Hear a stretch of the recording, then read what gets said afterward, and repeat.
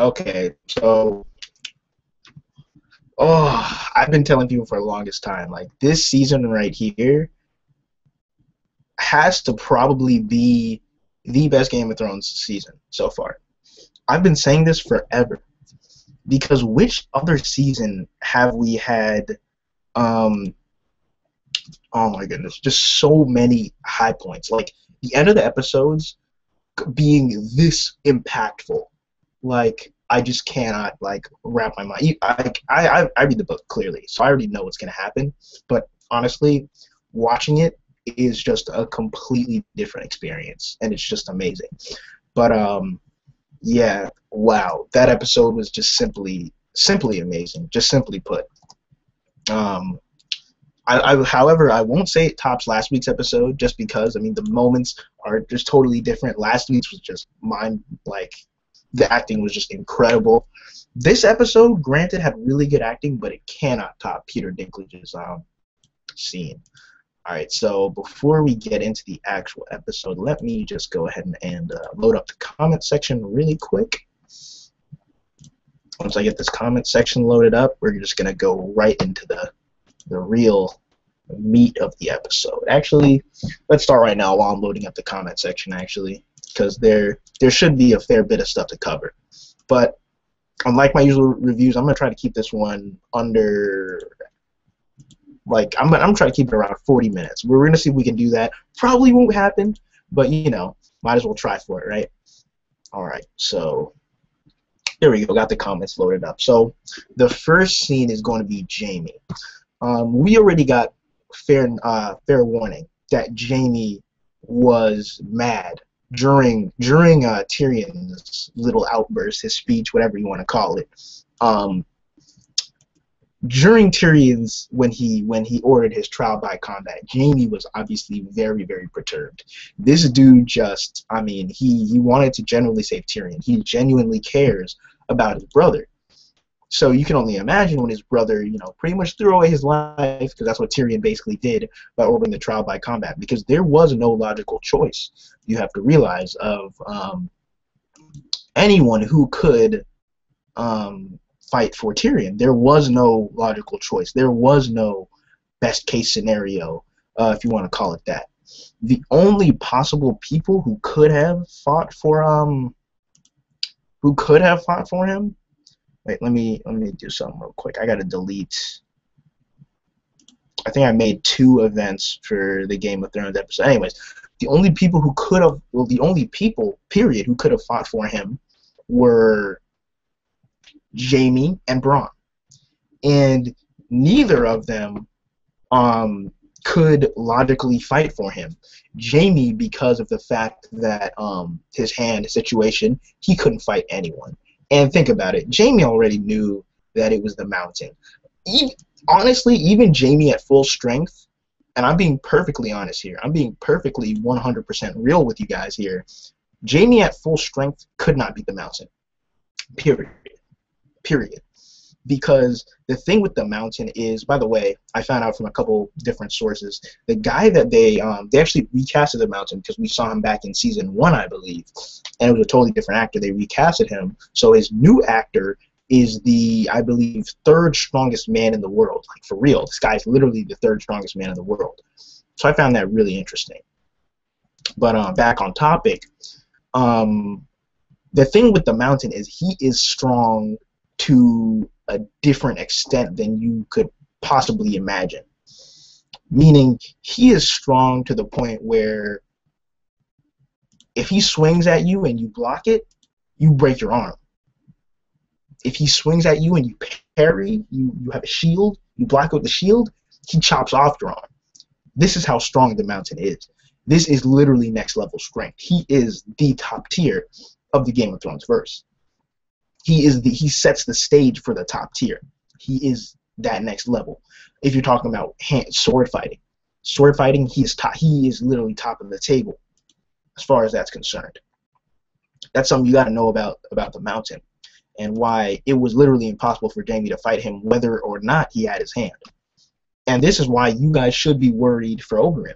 Also, Oberyn is fighting pretty much a top tier guy. I'm not going to tell you, obviously, anything more about that. But Oberyn's fighting a top tier guy. You gotta be looking kind of like, like what's going on here, you know? But yeah. Anyways, Jaime couldn't fight for him. That's long story short. And I was cracking up because it was funny when Tyrion asked who it was gonna be, who Cersei got to fight. And you know how Meryn Trant is Cersei's bitch, basically. Meryn Trant is literally Cersei's bitch. This guy that's basically the biggest. He is literally the biggest joke in King's Landing, pretty much. Meryn Trant. He is the guy that killed Syrio Forel, quote unquote killed. We don't know if Syrio Forel is dead or not. Arya's dancing master. This guy, Meryn Trant, is the guy that Mountain was like.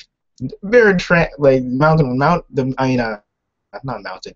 The Hound was straight up just like going in on this guy when he was talking to Arya. He's like, "How was the greatest swordsman in the world killed by Meryn fucking Trant?" So that was really interesting. But Tyrion's like, "I hope it's Meryn Trant because anyone could beat Meryn Trant."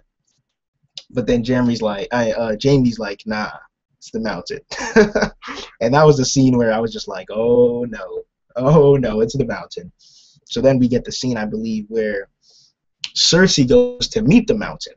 And this was also a hilarious scene. I don't know if it came out was funny to anyone else, but I found it really funny when Cersei, she asked him, like, "Oh, you're here." And he's like, who am I? He didn't even say hi. He didn't say anything. He's like, "Who am I fighting?" And she's like, "Does it matter?" And he's like, "You're right. It doesn't fucking matter. I'm going to kill his ass, whoever he is." So that was really, really funny, that scene. Next scene was the Arya and the Hound scene, where I'm going to tell you the problems I have with this scene. I'm going to tell you the real problems I have with the scene, because this is probably the scene of the episode, Arya and the Hound scene, the first one, where I have the most problems with. Okay, so Arya and the Hound meet this guy that's, you know, obviously been slashed. He got killed by, I think, Lannister soldiers, maybe the Mountain's men. We didn't find out who exactly it was. Unless it is the guys. I actually don't know. I think it was the guys that that bit the Hound. It was one of those two. But I think those two were the ones that did it. I'm assuming. I don't even know for sure. But all I know is the interesting part of this scene was when Arya was talking to the guy about whether or not he wants to die.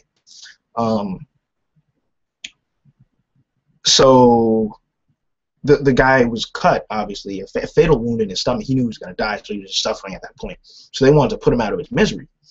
And he said, someone said something along the lines of, "Nothing is worse than this." I think the guy said, "Nothing is worse than this. Maybe nothing's worse than this." And Arya's like, "Nothing isn't better or worse than anything. Nothing is nothing." And I was just like, whoa, like that shit obviously, like, honestly had me thinking for a little bit, because Arya's right. Would you rather? It's one of those like smaller things, one of those smaller philosophical aspects that presents itself in the episode. Like, would you rather be lying there in pain or just die? And the honest answer is I don't even know. I don't even know the answer to that question, because in one sense you're suffering if you're just lying there suffering, but at least you're living.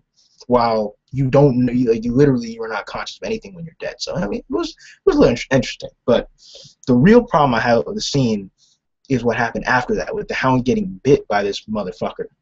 Now, what happened in the books was really, really different. Let me start by saying that. I think in the show it was confirmed that the two guys there were the two guys that were with Jaqen Hagar, which was the guy the faceless man that Arya met. Those two guys were the guys that were in the cage with him back when Arya was traveling with Yoren in the Night's Watch caravan, or whatever the hell you want to call it they were traveling in. But the thing I don't like about this scene is, like, a random bite. What? And I think, honestly, like, I don't even think I'm nitpicking on this one. Like, this is how some people might see it, but I don't think it's logical how Arya was standing over here, right? Arya was standing here, the Hound was standing here, and this guy snuck up behind the Hound without Arya even seeing. What the fuck? Like, you would think someone, and let's be real, they were standing near buildings, near structures, but they were more or less in the middle of a fucking, like, pretty big patch of land where there wasn't much to hide behind. So they didn't like hide and then come up. They just walked over or ran over and fucking bit the Hound in his neck. Like, and if you run up behind someone with the intent to kill them, do you bite them? How stupid do you have to be? Even if you are stupid, like, you're just gonna take a shot with your sword. You're not gonna bite. Like, I really like. I don't know what anyone was thinking when they started with that scene. I just don't know what's going through their heads. Tell me if you guys think I'm right or wrong, but I really don't see what the fuck like was going through their minds when they were like, all right, what we want you to do, the director is stand there like, you run up behind the Hound and bite him, and that, like, no, I just don't understand. I would have even liked if the guy walked up behind the Hound and stabbed him, cut him, nicked him, I don't know, whatever, fuck it. So after that scene, oh well, let me just talk about the last part of the scene. Arya quick drew and killed the other guy. I believe his name was Ward.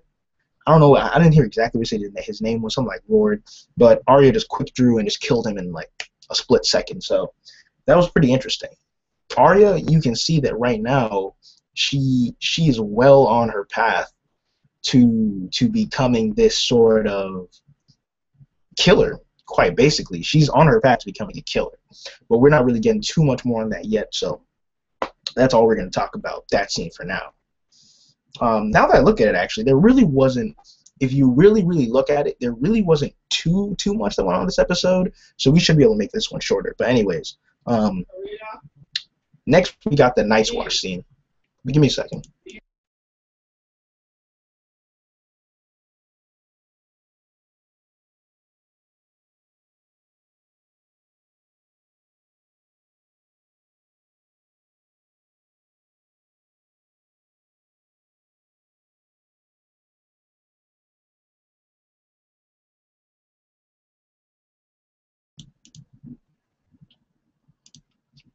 All right, sorry for that.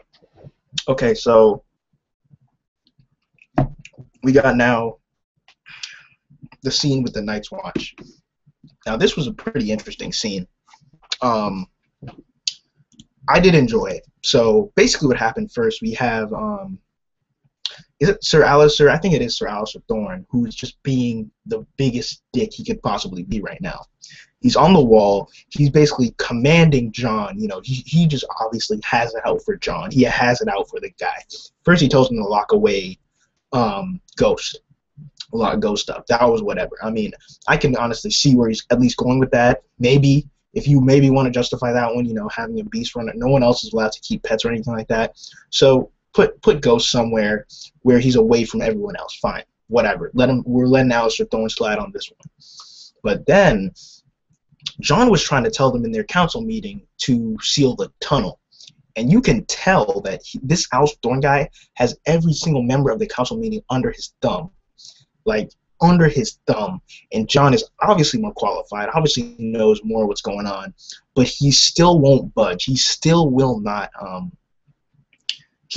pretty much refuses to acknowledge that Jon knows anything more about the wildlings than he does. So what ends up happening is they refuse to seal the tunnel. And to top it all off, this guy's just being a dick. So he commands Jon, he basically tells Jon that he's assigned extra duty on top of the wall. He has to be the lookout pretty much until like much later that night. So that was kind of messed up, honestly. Clearly this guy is going to be a problem, to say the least. But I believe that's all that happened on the wall this episode so far. So, alright, there we go. That's all that happened on the wall this episode. Just Alistair Thorne and Jon having a little bit of conflict. That's it. So, Bronn, oh man, this scene hit me too. This scene wasn't made to be, it was made to be pretty emotional, actually. It was supposed to be pretty emotional. But this one hit me really hard when Bronn came to visit Tyrion. And at first, I think Tyrion knew at the back of his mind that it wasn't going to work out, honestly. I mean, he's just grasping for straws at this point because he doesn't know who to depend on. So Tyrion is like, Bronn, why have you been to see me for the last couple of days? You know, he's had his freedom. He's had chances to see Tyrion, but he just declined. And it turns out he was bribed. Cersei actually bribed this motherfucker, and it worked. You see, but I don't. The thing about this, I do not even hold it against Bronn to be bribed. I don't hold it against Bronn. Podrick was Tyrion's squire. He pledged loyalty to Tyrion. He was pretty much by law supposed to be supporting Tyrion through thick and thin. Podrick was a good guy. Don't get me wrong, but he and another squire probably would have turned his back on Tyrion a long time ago. But the thing about Podrick is he was sworn to Tyrion to defend Tyrion, to protect Tyrion, to help Tyrion. So, but Bronn was under no oath. Bronn was helping Tyrion under the pretense of receiving payment back. Bronn was the kind of guy that even if he didn't go to King's Landing, he would have probably, I honestly do think that Bronn would have been able to make it some other way, or at least continue living a decent life. If he didn't have Tyrion giving him money and, you know, helping Tyrion out. But Bronn is like also the kind of guy to take opportunities when they come to him. You got to remember, Bronn left someone else to help Tyrion, and he left Tyrion to pursue bigger goals. He's just riding his path to success, and you can't really blame a dude for that. I mean, they were friends, but in the most loose sense of the term, whereas Bronn even warned Tyrion. He said this from the get-go. He said, actually Tyrion said to Bronn that if anyone ever tries to buy you from me, buy your loyalty from me, I'll double it. Or he said I'll triple it, actually. So Tyrion knew from the start that this wasn't it. That's why Tyrion wasn't even mad. Tyrion wasn't even mad when Bronn said he wasn't going to fight, because Tyrion knew that he couldn't beat Cersei's offer. And he knew Bronn. What is Bronn? A sellsword. He is a sellsword. He never stopped being a sellsword. He started supporting Tyrion for a little while to pursue his higher goals, but he never stopped being a sellsword. So for that, I cannot fault Bronn. But that being said, Bronn's getting it in with Loras Stokeworth, which is some nobility, and Bronn is also planning to kill Loras's older sister. He's planning to kill her to get the land and title. So that is interesting too. So, but in case you guys are wondering, I guess this isn't even a spoiler. If you guys are wondering, this is not the last time we're going to see Bronn in the series. So for all you Bronn fans out there, you guys are set. Bronn is actually still one of my favorite characters, and I actually respected the decision he made this episode. That being said, there was a really funny part of the scene with Bronn and Tyrion, actually, where Bronn was like, if you had a choice between fucking Loras Stokeworth and fighting the Mountain, you'd have your pants down and your cock out in a second. That was hilarious to me. And also, there was a part where Tyrion's like, if I get out of this alive, and Sansa, I can find Sansa Stark, then I'll give you a big part of the North. And Bronn's like, that's a lot of ifs and buts. It's not really certain. And on top of that, the North is very cold and far away, and Loras is very warm, and she's right here. So Bronn's got his priorities okay. The one thing you cannot fault Bronn for is that if you were in his situation, chances are you would choose what he chose: to marry Loras, fuck her, and get a castle. That's it. It's a simple choice, really. So, so then we get to the scene with Daenerys and Daario. And let me just say this: I am mad at this scene for one reason. We didn't get to see shit, man, because Daenerys, or Emilia Clarke, whatever you want to call her, the actor for Daenerys, said that she no longer wants to show any nudity at all. So we're never going to see anything. Like, I'm pissed, man. If this was season 1 and this scene was going on, we would have seen Daenerys like in her full form, like just beautiful. Oh my goodness, like the most beautiful actress in that show, hands down for me, is Daenerys. Like, and we would have been, if this was season 1, we would have been able to see everything.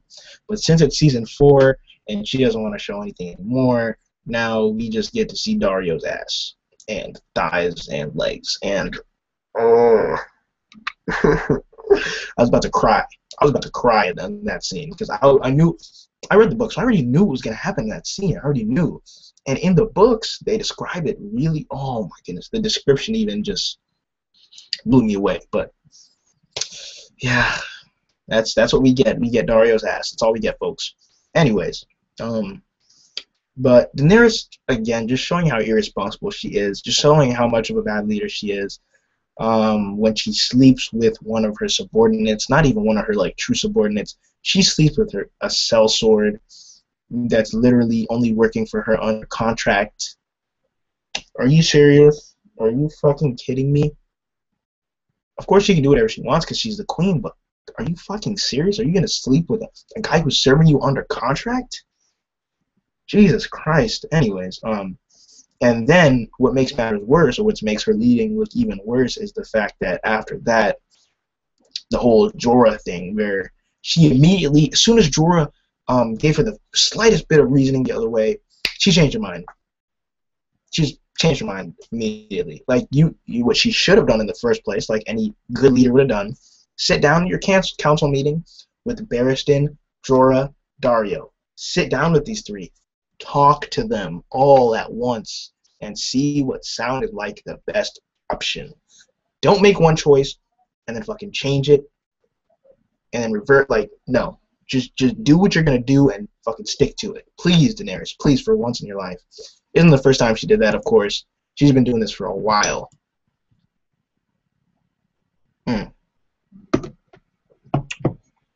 Okay. So next scene was the Melisandre scene. Okay. So think about the Melisandre scene.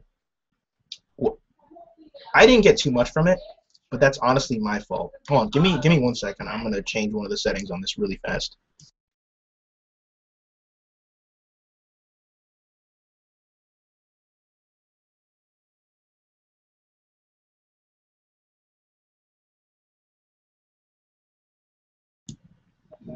Okay, so I didn't get too much from it, and it's clearly my fault because I think there was a lot to get from the scene, but at that part something came up. What I got from it is we find out, which is going to come into play later in the story, Melisandre has all of these spells of sorts. She has these vials of different materials that can do different things, and she will be using these, and you guys will see how, and it's going to be pretty sick. So look forward to that. So she has a bunch of different spells that can do different things, obviously. But what we are going to see is that Stannis and whoever he decides to go with him is going to go on the move soon. I don't think they told us where yet, so I'm not going to tell you guys where. I already know where they're going to go. But they're going to be on the move very, very soon. And what's going to happen is, and what happened was, they decided to bring along Shireen, which is Stannis' daughter. And I believe his wife was opposed to this, but Melisandre showed her that they would need Shireen for something. We don't know what they're going to need Shireen for, but judging by Melisandre's true nature, I don't think it will be something good. I don't know, but if you're a Shireen fan, I don't know, man. I don't know. So, oh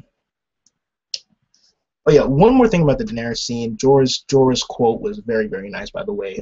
There was both good and evil on both sides of every war. Jorah himself, while I do think Daenerys is a bad leader for being so wishy-washy and not consulting everyone on the issue, I'd love to hear what Barristan thought of that, and I think Barristan's choice would have probably been the right one. But Jorah made really, really good points, as in he said there's good and evil on... What? Why you stop saying anything? Okay, anyway, sorry about that. He said there's good and evil on both sides of every war. That was a good point to bring up. And he said that, yeah, he wouldn't be in Daenerys' service in the first place if Ned Stark did to him what she was going to do to these other guys. So that was also a really good point to make. But yeah. We're getting to the end, guys. We got the second Arya and the Hound scene, which was a lot better than the first one. I already told my problems with the first scene with Arya and the Hound this episode. But yeah, we get the second scene with them, and that was a really interesting scene. Basically that scene just showed us the soft side of the Hound, reintroduced to TV show watchers, because some people might have forgot. I don't know. The Hound's afraid of fire, so he couldn't get his wound properly healed completely, but Arya still helped him clean it. But this scene pretty much just developed the relationship between Arya and the Hound a lot, and I like pretty much for the most part, other than the one earlier this episode, I like all the Arya and the Hound scenes. I think they're all pretty well done, pretty good scenes, and I'm loving the chemistry between these two characters a lot. By the way, do me a favor if you're watching this, go ahead and like the video, so we can get more people watching, more people asking questions, because at the end I'm going to do the part where people ask questions, and I'm going to go ahead and answer them if they're non-spoiler related. So yeah, go ahead and like the video. So then we get to the scene where with Hot Pie, where we're reintroduced to Hot Pie, which, if you don't remember him, he is the dude, the fat guy with those with Arya when they were caught by when they were being taken north by Yoren, caught by Lannisters. He was one of the dudes that rode with Gendry. It was Gendry, Hot Pie, Lamy, and Arya. But basically the Hot Pie scene, I'm not going to go really too in depth with it, but basically they find out that where the general direction Arya is headed in, which is where they're going. They don't know for sure where she's headed, but they're right, as we know, because Arya and the Hound are headed towards the Eyrie, and Brienne and Podrick are headed towards the Eyrie. So I'm not going to go too in depth in that scene. I really don't think there was too much to get from it. It was kind of to fill time, but yeah, really appreciated that scene. Let me just read a few of the questions, answer a few questions first.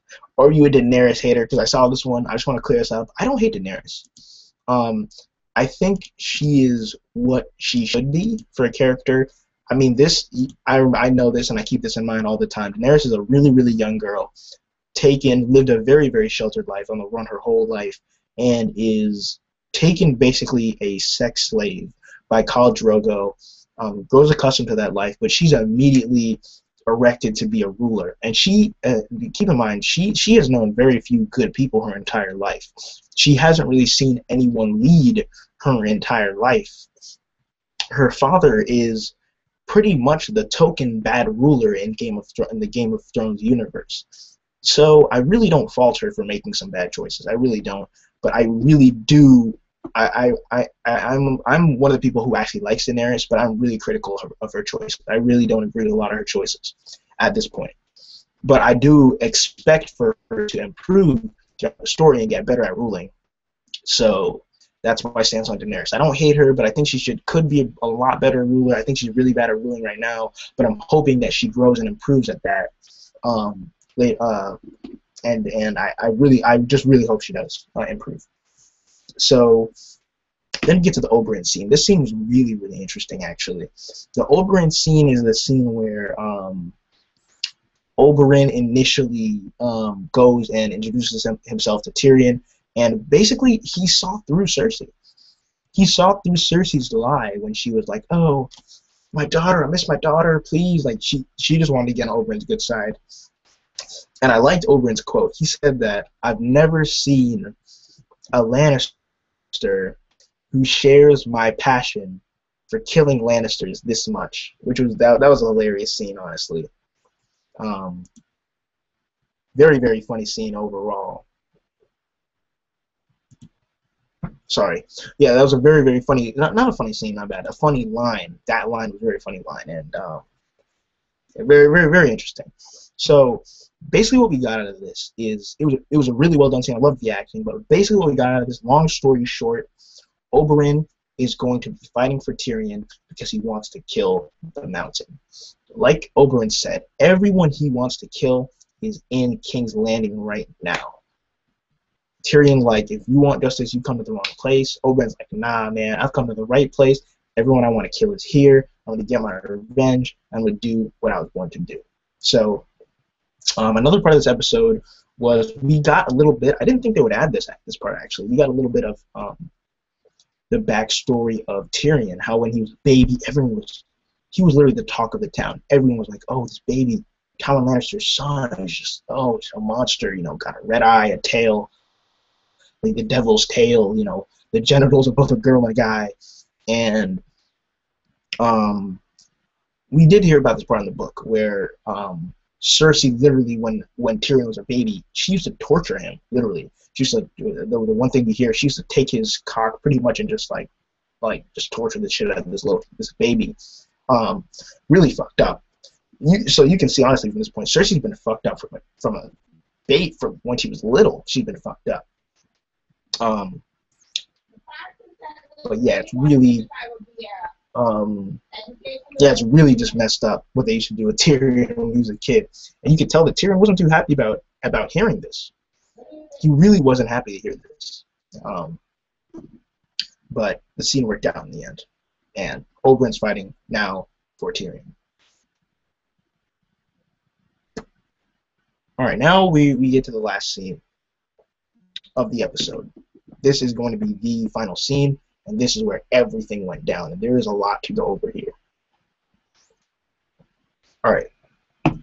We're starting the scene off with Sansa recreating Winterfell, dreaming of when she was a little kid playing in Winterfell, making pretty much a sculpture out of snow of her home. It started off nice. I was like, man, this is a nice scene. I'm enjoying this. Nothing's going wrong, nothing bad's happening. Just an overall good scene. Everyone's happy.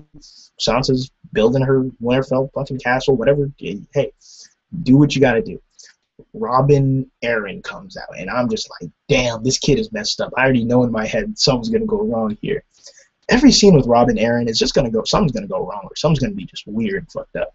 But Robin Arryn's there, and he says he wants to add a moon door, and he's saying, right now, the Eyrie has a moon door. Winterfell didn't have a moon door. You can't push people out and kill them.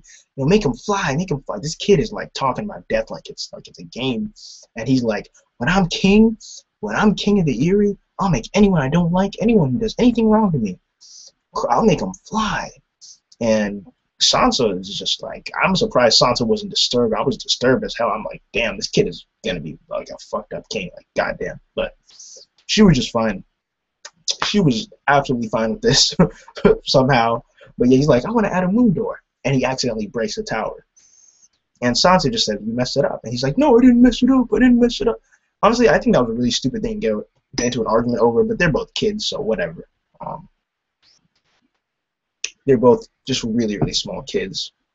Oh, especially Robin. Like, this guy's denying he messed up the castle, which is, I'm just like, you clearly knocked it down. How's that not messing it up? And he's like, it's already messed up. It didn't have a moon door. But anyways, I digress. So he knocks it down. They get into a fight, and Sansa hits him. And I'm like, Sansa, why did you have to hit this kid? And honestly, I just realized that if Sansa didn't hit Robin, this would have never happened. Everything would have been just fine if Sansa never hit Robin. But she hit him. And he runs away, he's crying. And then Peter comes. And I'm just like, yo, please don't tell me this is the scene I think it's going to be. And it was. Peter starts off weird and creepy as hell. Like, that was just a creepy-ass scene. Because Peter comes up to Sansa, he's like, if we were in a world where love ruled over honor and strength, I would be your father. You'd be my child. And how do you go from talking about someone being your child to making out with them? But anyways, what the fuck ever. This is the mind of Peter Baelish. Okay? So he says that, and he's like, you're more beautiful than she ever was. And I'm just like, no, don't tell me. Don't tell me it's going to happen right now. And it did. It did. They kissed. They had a nice wet kiss right in front of Lysa Arryn. If I was Peter, I would go to Sansa's chamber that night. I would do it where no one can see. They did it in the middle of a courtyard, like an open courtyard. whatever, dude. But Lysa Arryn did see this. Clearly, she wasn't very happy about this. So she was about to push Sansa out the moon door. Back there, she was about to push Sansa out the moon door. Of course, Peter comes. He's being nice and gentle. He talks her out of it. He goes up to her after she lets Sansa go, and he's like, you know what? I've loved one woman my whole life. My silly wife. I've loved one woman my whole entire life. I've loved one woman. And she's smiling. She's like, it's me, right? You didn't say no. He's like, your sister, Catelyn Stark. And he just pushes her out the moon door. And that was just, wow. It was really good. But everyone acted really, really nice in that scene. And the irony of the fact that this all started because Sansa's Winterfell sculpture didn't have a moon door, and it ended with Lysa Arryn being pushed out of the Erie's moon door. So that was just really ironic and hilarious to me. But yeah, that is the episode, and I honestly love that episode. But let me tell you guys this. I've been saying this since the start of the season to everyone that you know me. If you talk to me about Game of Thrones, I've been saying this the whole season. This season, for all of you who haven't read the books, is not even at its climax. It's not even at its climax. Every episode from here on out is going to get better and better and better. It's not going to plateau, nothing. It's just literally going all the way up. And at the end of the season, the mindfucks will be real. So just warning you guys now, yeah. So let me answer a few questions. So if you did post a question, I will answer right now. If not, post a question if you have any. Of course, like the video so we get more people in here watching the video. And let me answer a few of the questions. Well, I'm gonna answer all the questions. We're only at 36 minutes, so I'm gonna have time to answer a fair bit of questions. All right, so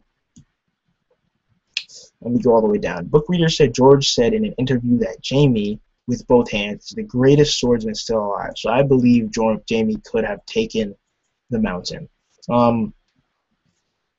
I don't doubt that, but Jaime was the greatest swordsman, I think, in terms of skill, because he's been training in the sword since he was literally a baby. He's in sort of skill.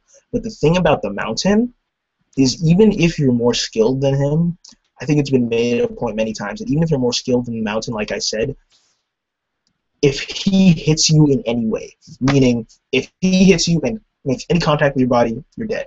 If he hits you and you block it with your sword, you're dead. If he hits you and you block it with a shield, you're dead. Literally. I'm not even, this is literally not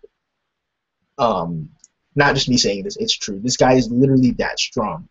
So, in terms of sword skill, I think Jaime was the most skilled swordsman alive, but in terms of strength, Jaime was lacking. And the mountain has gains. But yeah, Jaime was the best. I think he was recognized as the best swordsman in terms of skill.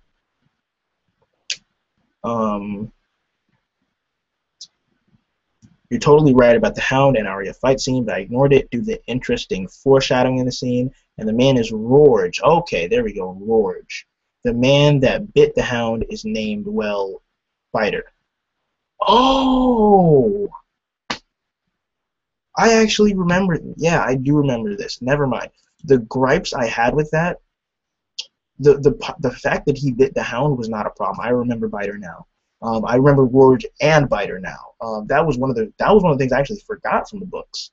I do remember Biter. He was the guy that was just like a freaking beast, and he fought literally with his teeth. Yes, I do remember Biter. Now I remember Biter. But my only problem still, the same thing you had a problem with, is the fact that he ran from an open field and bit, and just was able to bite without anyone seeing, anyone knowing. No one heard him, like just straight up. But whatever. Are you a Daenerys hater? Yeah, I already answered that. I'm not a Daenerys hater. I love Daenerys. Stannis, yes, SMX Wing, aka Stannis Fanboy 124. Of course. Marjorie greater than Dany. I'm sorry, I gotta love Dany for many reasons, including the fact that Dany is more beautiful, in my opinion. She's just wow.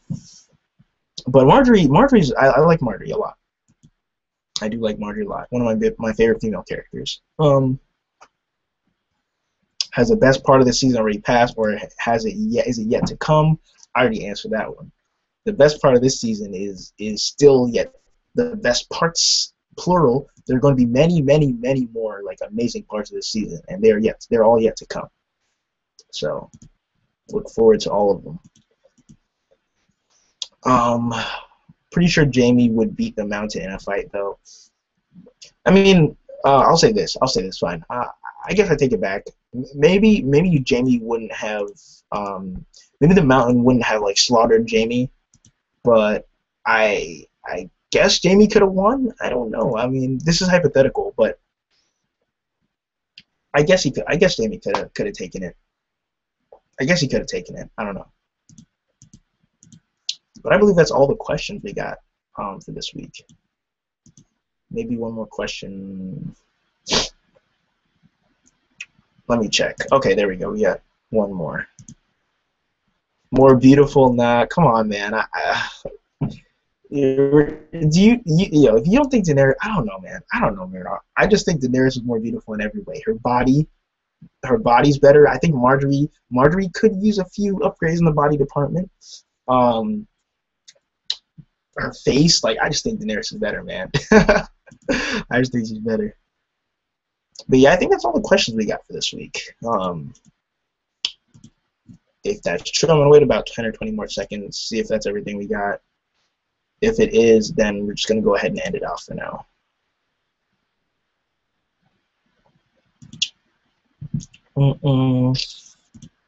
Yep, I think that might be it. Alright, so there we go. Is Dany really that blind to Jorah's love? That dress was sexy though. Oh, the dress was very sexy. I don't know. I think it's the same thing that happens in real life with girls, man. Like if a guy likes a girl, like she's just completely oblivious to it sometimes, and I think that's just it. She's just oblivious. And even if she's not, I think Jorah, the main reason might be because Jorah is like a really, really older guy. Like he's really, really like a lot older than Dany, and Dario's a lot younger. And Jorah is just like thirsting after her forever. I think Melisandre put it nicely. People don't desire what they already have. Jorah's had Dany's had Jorah thirsting after her for the longest time, so yeah. She's grown accustomed to that. Let's see. Could Bronn take the Mountain, in your opinion? He rarely blocks. Okay, so this is what I would say about anyone fighting the Mountain. There is one way to beat the Mountain, and one way only. You have to dodge every single one of his hits. So in theory, any person who, and you have to have more stamina than him.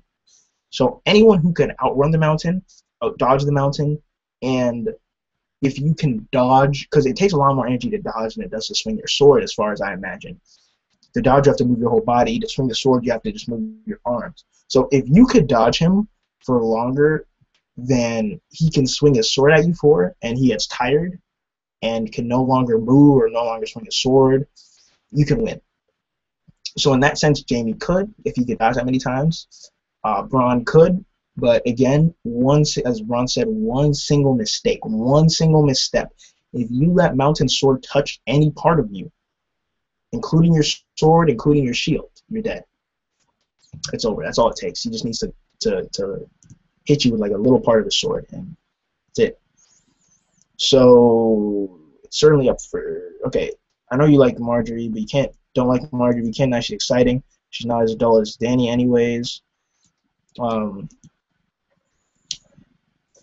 don't know, man. I don't know. We'll have to do this debate another time, but I don't know. I like Daenerys. I like Daenerys. Daenerys is beautiful. So I believe that's it, though. I believe that's all we got for this one.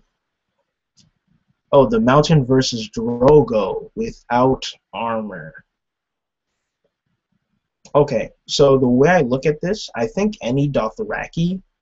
Okay, so I think if you take a Dothraki over to Westeros, give them a horse, and I think Dothraki are stronger on the ground than knights.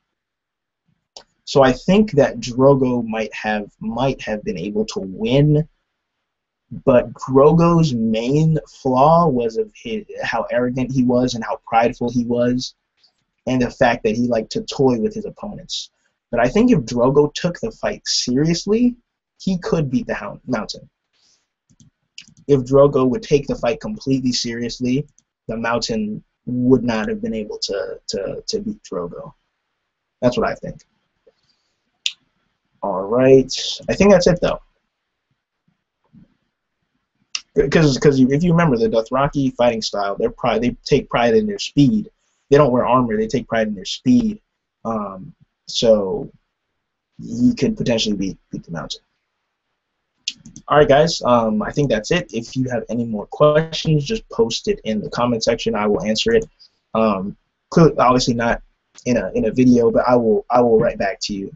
I'll try to get back to you within like a little bit of time from when you